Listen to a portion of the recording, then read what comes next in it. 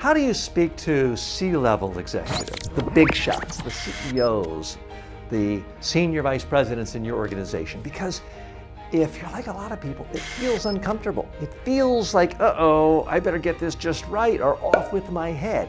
Well, here's the thing about C-level executives. They're really just like you and me. They can't stand to be bored. So don't treat them any differently. What happens so often to C-level executives is they have to hear so many presentations. People reading bullet points, going through data, showing slide after slide.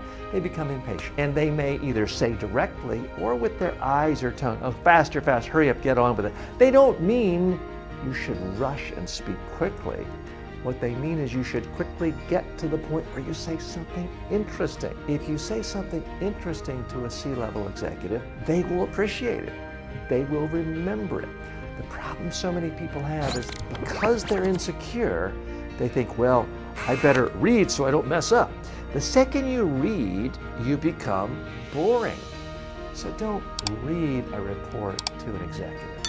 The other problem people have is they think, well, I have to defend myself, so I have to cover every single point. Otherwise, they'll say I left something out. No, that's not the job of a speaker. That takes too long, and that's boring to people. And finally, people think, well, I have to show them I'm legitimate, so let me tell them about all my credentials and everything I did to gather this report. No, you don't.